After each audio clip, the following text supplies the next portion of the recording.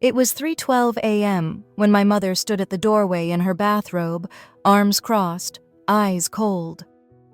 "If you don't leave right now, I'm calling the police." Her words sliced through the hallway like ice water down my spine. I looked at the newly tiled floor, tiles I had hand-picked, paid for, and installed myself just 3 months ago. This was the home I grew up in, the home I had spent over $40,000 renovating so she could live safely and comfortably after her stroke. But in the middle of the night, with no warning, my own mother threw me out like I was a criminal. I wasn't even allowed to finish packing. I left with a suitcase, a laptop, and the bitter feeling that love, loyalty, and sacrifice meant absolutely nothing to her. But 3 days later, the phone rang. It was her lawyer. And what he told me proved that this betrayal was planned all along. Have you ever given everything to someone only for them to throw you away the second you're no longer useful? If you were in my place, standing on a porch you just rebuilt, hearing your mother threaten to call the cops, what would you do? Tell me in the comments. And don't forget to subscribe for more true stories like this, because sometimes karma takes the scenic route, but it always arrives. When I moved back into my childhood home, I never imagined it would end with a late-night eviction. It started 3 years ago. My mom, Eleanor, had a mild stroke. Nothing catastrophic, but enough to scare her. And me. I was working remotely as an interior designer in Phoenix, and with no other family nearby, I offered to move in temporarily to help her recover. At first, she was hesitant, but beneath the tough exterior, I could tell she was relieved. She didn't like asking for help, and certainly not from her daughter. Our relationship had always been complicated. She was the kind of woman who held a grudge like it was a full-time job. My childhood memories were filled with silent treatments, conditional love, and backhanded compliments. Still, I thought maybe, just maybe, this time together could heal things. The house, however, was falling apart. It hadn't been updated since the early 90s. The bathroom was slippery and dangerous. The kitchen tiles were cracked, and one of the bedroom windows wouldn't close properly, inviting in Arizona dust storms like uninvited guests. At first, I offered to help with basic repairs. I patched drywall, cleaned out the attic, replaced light fixtures. But the deeper I got into it, the more problems I uncovered, and that's when I made a choice I would come to regret. I dipped into my personal savings, money I'd set aside for a future condo, and started renovating the house. It wasn't a one-time project. It was a slow, steady labor of love stretched over months. I remodeled the kitchen with energy-efficient appliances. I redesigned the bathroom to be accessible, grab bars, a walk-in tub, non-slip flooring. I fixed the roof. I landscaped the backyard so she could sit under the citrus trees without tripping over cracked concrete. I didn't track every penny at first because it didn't feel like a transaction. This was my mother. This was our home. And deep down, I think I still wanted her approval, some part of me hoping that if I just did enough, loved her enough, she'd finally see me. But the thanks never came.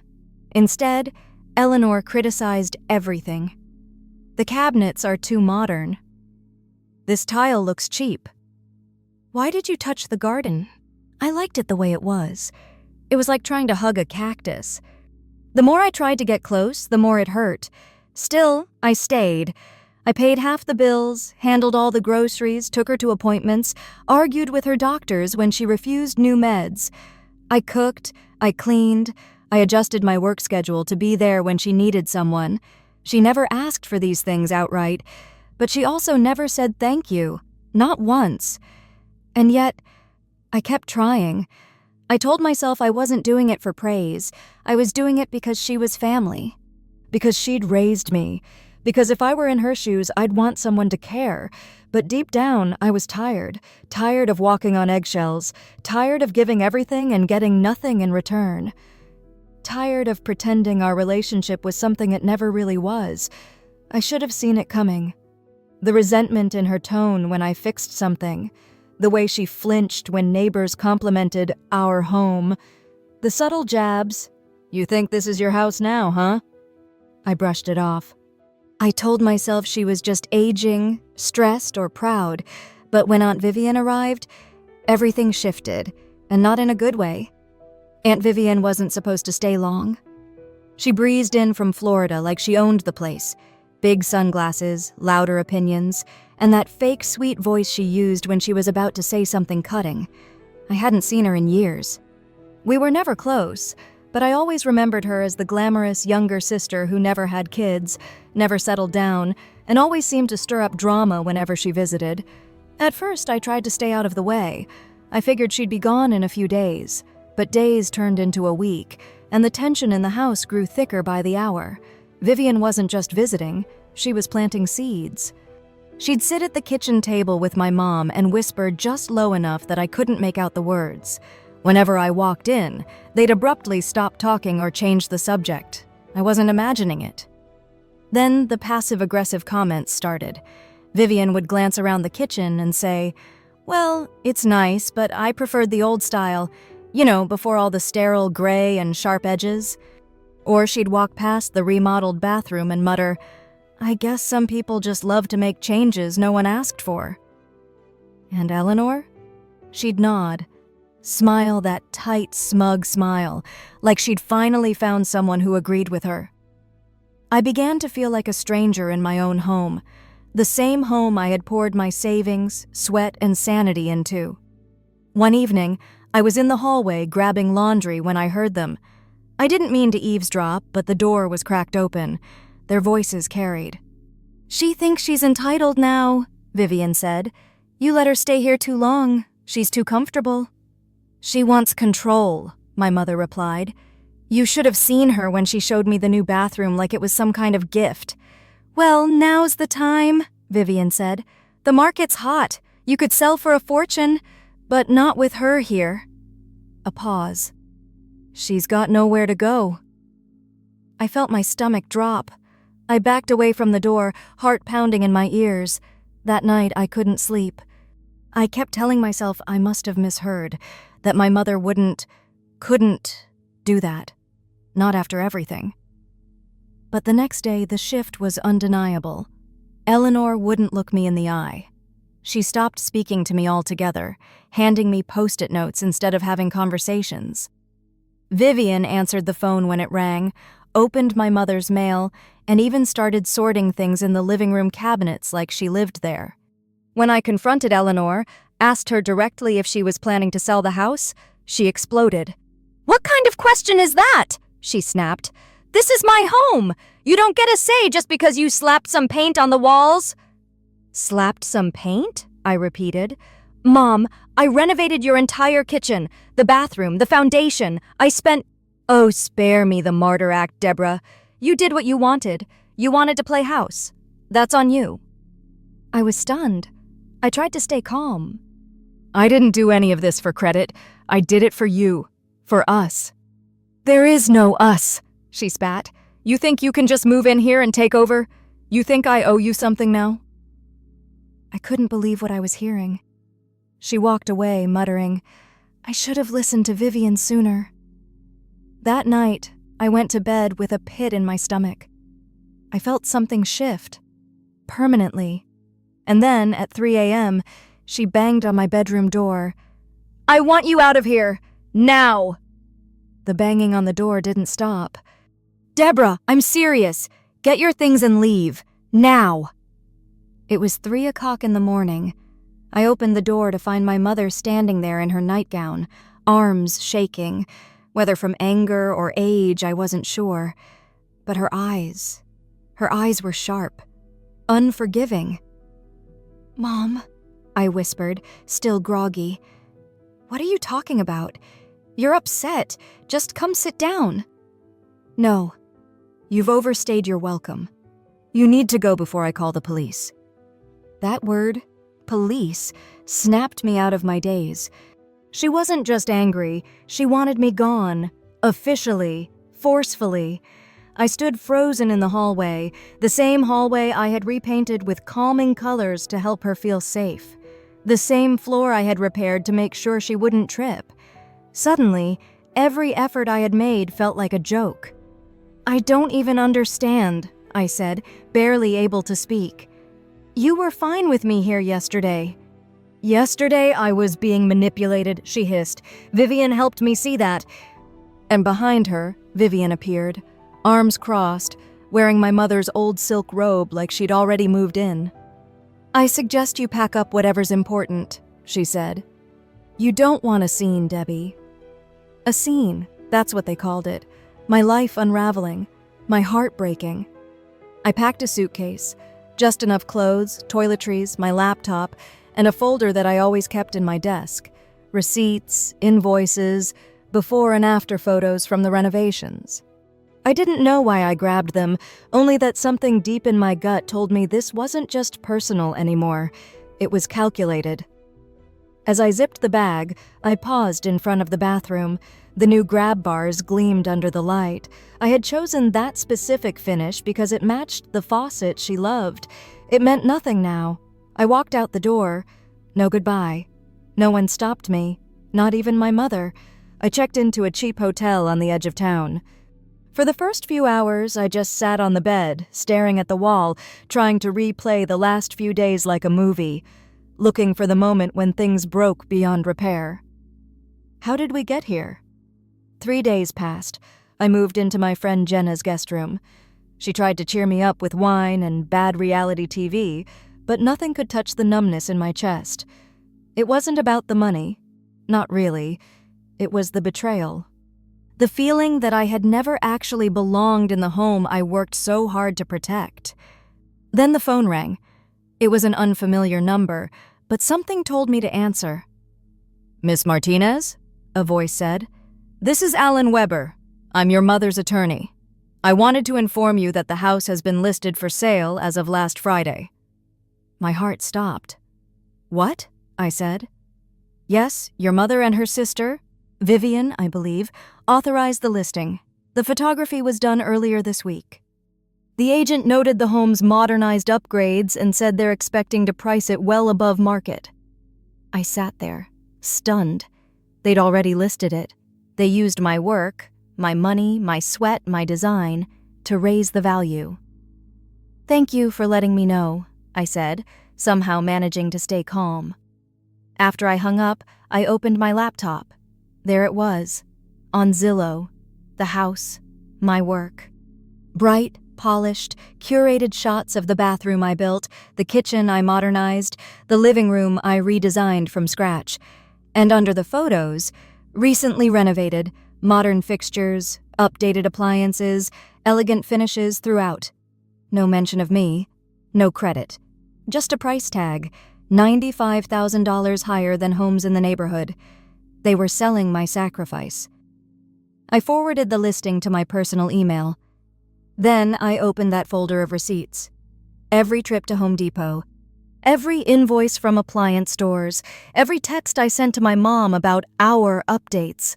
She thought she'd erased me, but I had the proof, and I wasn't going down quietly. I didn't sleep that night. I sat at Jenna's kitchen table with a cup of cold coffee, flipping through every piece of paper I had saved. I wasn't just looking at receipts anymore. I was connecting dots. Every bank transaction, every design sketch, every text message I'd sent my mom about our plans for the house. She never objected, never told me to stop. She even approved the color palette for the kitchen. "Let's go with the soft blue. It'll brighten the space," she'd written in one message. So much for, I never asked for any of this. The next morning, I made an appointment with a real estate attorney. His name was Marcus Lee, calm, sharp, in his 50s, and absolutely unimpressed by emotionally manipulative mothers. After I laid out everything, my expenses, my mom's sudden eviction, the listing photos using my work, he nodded and said one word: unjust enrichment. He explained that under Arizona law, if someone benefits financially from your labor or investment without compensating you, especially when you weren't acting as a gift giver, you have legal grounds to sue. "She's trying to profit off your renovations," Marcus said. "We'll file a civil suit for the cost of improvements and damages, with interest." I felt my chest tighten. Not from fear, from clarity. It wasn't just emotional anymore. It was legal. And I had the evidence. We gathered everything. $40,876.19 in total documented expenses, before and after photos time-stamped from my phone, emails and texts showing her consent and involvement, statements from 2 contractors I consulted but ultimately replaced with my own labor. Even a voice message where she said, "You're turning this place into a home again." That line alone made me pause. Turning it into a home again. And now I was suing her for it. It felt like tearing off a scab before the wound had even closed. But I kept going, because I knew what they were doing wasn't just selfish. It was theft with a smile, manipulation dressed as maternal concern. A few weeks later, Eleanor was served. She responded with a handwritten letter that made my jaw clench. "You ungrateful child. You stayed in my house rent-free for 3 years. Those renovations were your choice. You weren't doing them for me. You were doing them for yourself." She ended it with, "I should have never let you come back." That was the last letter she ever wrote to me. Her lawyer filed a response denying any financial obligation, claiming the work had been voluntary home assistance from a daughter to her aging mother. But Marcus was prepared. We subpoenaed the real estate agency, got internal memos and email exchanges confirming the house's price hike was directly linked to the remodel. The listing agent even said in writing, "The upgraded kitchen and bathroom are key selling points. This puts it well above comps." We also uncovered something else, something I didn't expect. During Vivian's visit, Eleanor had changed her will. Everything, house, savings, assets, had been reassigned to Vivian, not me, not her grandchildren, her sister. It was never about a disagreement over wallpaper or floor tiles. It was a setup. They were liquidating the house and dividing the cash between them, cutting me out entirely like I'd never existed. But the one thing they couldn't erase? The lien Marcus filed on the property. Until the debt was paid, that house couldn't sell. And suddenly, everything changed. I got a call from Eleanor's lawyer. His voice had lost its smug tone. "Miss Martinez, your mother is open to mediation. Perhaps we could come to an agreement outside of court?" I let the silence hang. Then I said, "We'll see you in court." 6 months passed. Depositions, discovery, counterclaims, and finally, court. I sat across from my mother and Vivian, watching them whisper behind their legal team like schoolgirls caught cheating. Eleanor wouldn't even look at me. But I wasn't there to beg for attention anymore. I was there to win, and I knew the truth was on my side. The courtroom was quiet. Almost too quiet. The kind of silence that settles before something irreversible happens. I sat behind the plaintiff's table, wearing a navy blazer I hadn't touched in years. Across from me, my mother stared straight ahead like she didn't know me. Vivian sat next to her, clutching a leather purse like it held the last ounce of dignity she had left. This wasn't just a case about money. It was about recognition, about truth. The trial lasted 2 days. Marcus laid out everything: receipts, renovation logs, timestamps, photos. Then came the kicker, the real estate agent's deposition. Under oath, the agent confirmed that the $95,000 bump in the listing price was directly attributed to the recent high-end renovations done to the kitchen and bathroom, and that buyers had expressed early interest specifically because of those updates. Then Marcus brought up the will, how it was altered during Vivian's visit, how Eleanor had cut her only daughter out of everything. The defense tried to paint me as manipulative, that I'd moved in with the intention of slowly taking over, that I was acting out of bitterness and entitlement. But facts aren't feelings, and the judge wasn't swayed by dramatics. He listened, took notes, and asked one question that changed everything. Did the defendant, Eleanor Martinez, ever inform her daughter, verbally or in writing, that these improvements were being accepted as gifts? The defense shuffled papers, whispered. "No, Your Honor," they finally admitted. That was it.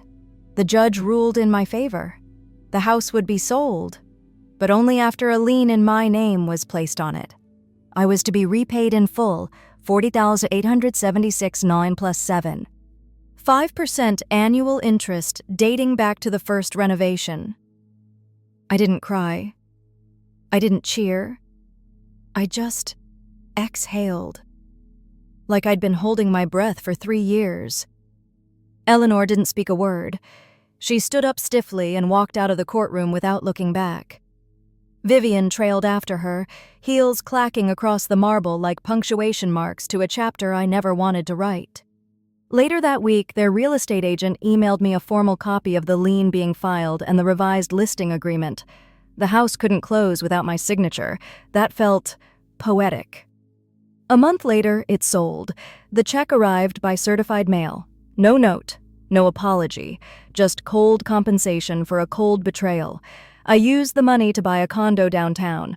Small, quiet, mine. I designed it exactly how I wanted, without second-guessing, without anyone's opinion. Soft earth tones. Floating shelves. A breakfast nook flooded with morning light. No passive-aggressive critiques. No silent tension humming through the walls. Just peace. But peace doesn't mean forgetting. A few weeks after I moved in, I got a letter. Handwritten, short, unapologetic. You got what you wanted. Congratulations. Don't expect to hear from me again. Mom. I read it once, then I filed it away with the court papers, proof of how far she was willing to go to erase me. Proof that I hadn't imagined it, that I hadn't overreacted, that I'd survived something that could have broken me. Because the truth is, betrayal from a parent doesn't leave scars, it leaves architecture. It reshapes you. And you spend the rest of your life building over it, stronger, wiser, hardened in all the places you were once soft. And that's okay. Because now, when I walk through my home, I don't just see design. I see boundaries, I see healing, I see me. It's been almost a year since the judgment was finalized. I haven't spoken to my mother since. Sometimes, late at night, I catch myself wondering if she ever thinks about me. About the 3 years I spent in that house, patching drywall, cooking dinners, driving her to appointments, watching her shows just to keep her company. But then I remember, I wasn't kicked out because I failed her. I was kicked out because I stopped being useful to her. And once I understood that, everything else fell into place. My condo is small but perfect. Every piece of furniture tells a story I chose. Every inch of wall space is mine. I don't flinch when the phone rings. I don't tiptoe around someone else's moods. I don't apologize for having boundaries anymore. Jenna still comes over for wine nights. She was there through the worst of it, through the tears, the anger, the legal battles.